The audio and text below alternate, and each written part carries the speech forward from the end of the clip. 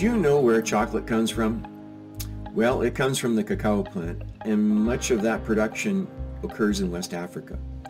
In this video, we're going to learn about how weather is impacting cacao production and how that might affect chocolate prices in the future. Hi, my name is David Bergvinson, Chief Science Officer at WatchER, and for the May 18th edition of the World Weather Watcher, we're going to be drilling into West Africa to learn more about how weather could be impacting smallholder farmers that produce cacao, ultimately used in the production of chocolate. The last 30 days has shown dry trends along the western part of the United States, and we've talked about the impact of that on the upcoming fire season. We've also been talking about the dry conditions that Brazil has experienced and the consequences of that on corn prices, but it is also impacting orange and coffee prices as reported by Bloomberg Green today. But for this week's session, we want to focus on West Africa. We see that there's a drying trend here in West Africa that's worth exploring in more detail.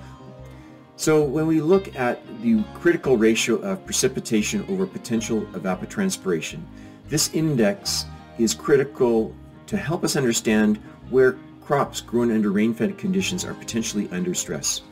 Any of the areas shown in orange or red are areas where there's inadequate moisture to sustain a crop, just relying on rainfall. And so we see that this is the case for much of the western part of the United States and Mexico, as well as central part of Brazil,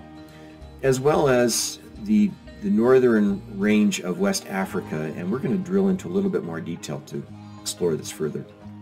So when we look at West Africa, this critical ratio of P over PT, we see that for the northern part of Ghana and Cote d'Ivoire, that the rainfall is not sufficient to sustain rain-fed agriculture as measured by this critical index.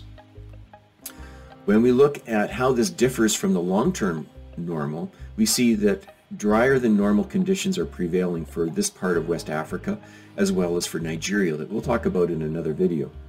Now, if we zoom into Cote d'Ivoire and Ghana to see the weekly rainfall shown here on these blue bars,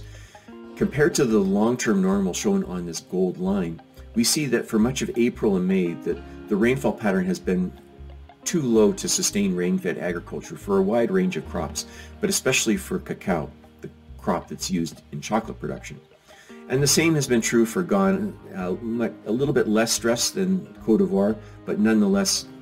the crops have been under some water stress the last 30 days. Although there is some promise of rainfall in the forecast, here is the 8 to 15 day forecast for this location in Cote d'Ivoire, which is projecting significant rainfall in about a week's time. Now, if we take a step back and have a look at rainfall forecast for across the globe, we see that for Brazil, both in the north and in the south, the continuing concern around lower than normal rainfall pattern. Central part of Africa, lower than normal rainfall pattern, as is the case for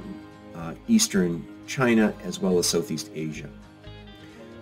If we look at the forecast for temperature the next 15 days, we see a continuing trend of above normal temperatures for the Hudson Bay area of Canada, the central part of Brazil, along the coast of Chile, around much of West Africa as well as Central Africa, as well as the western part of Russia and Kazakhstan, as well as the eastern part of India and into Southeast Asia. If analytics like this are of interest to you, I invite you to go to our website at WatchER.com to learn more about our shifting weather patterns and its impact on society, and also to register for free on our Adapter platform to access global weather data and tools so that you can explore weather patterns where you live. Until next week, take care.